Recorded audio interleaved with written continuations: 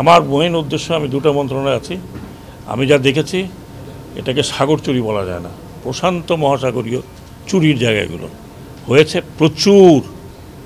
এই লাস্ট 15 বছর যে গভর্নমেন্ট ছিল, পুরো কি বলবো, কী শব্দ পাচ্ছি না, এবং পুরো সিস্টেম করাপ্ট করে গেছে, entire system has been corrupted.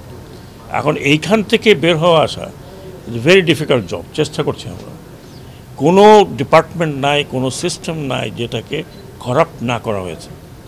এবং আমি যে দুইটি মন্ত্রণালয়, একটা মন্ত্রণালয় শেষ, দ্যাট ইজ পাট মন্ত্রণালয়, অলমোস্ট ফিনিশড।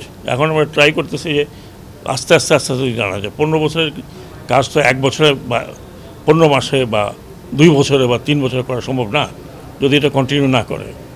এটাই আমার প্রথম হলো যে আমরা ইন্টারনাল মার্কেটে আমরা পাটের কনজামশনটা বাড়াতে চাই, যাতে গ্রোয়ার লেভেলে তারা উৎসাহিত হয় পাট উৎপাদনে। 65% পর্যন্ত বিদ্যুৎ বিল সাশ্রয় করে আপনাকে রাখে প্রশান্তিতে।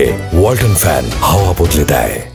আর আপনারা জানেন যেগুলো সরকারি পাটকল ছিল, একটাও চলছে না, এগুলো আমরা এখন লিজ দেওয়ার চেষ্টা করছি বিভিন্ন জায়গায়, কারণ এটা বন্ধ হয়ে গেছে এবং এই সরকারের পক্ষে বিজনেস করা খুব ডিফিকাল্ট।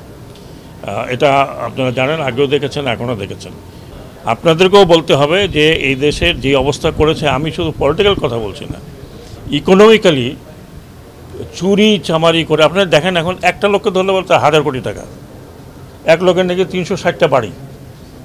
তো এখন এগুলো তো ভাই, আমরা তো অনেক আগে জন্মগ্রহণ করেছি, আমরা দেখিনি এই দেশে একটা বিশাল বিশাল জমিদার আছে বা ব্যারনরা আছে যাদের কাছে মিলিয়ন্স অফ। 2 দিন আগে কী ছিল, এখন এক একজন হয়ে গেছে হাজার হাজার কোটি টাকার মালিক। এইটা হচ্ছে আমার কাছে মনে হয় জাতির জন্য সবচেয়ে বড় প্রবলেম, যে এই করাপশন রিডিউস করা। 100% হবে না, বাট রিডিউস করতে হবে, এবং এটাই হচ্ছে বড় চ্যালেঞ্জ আমার কাছে।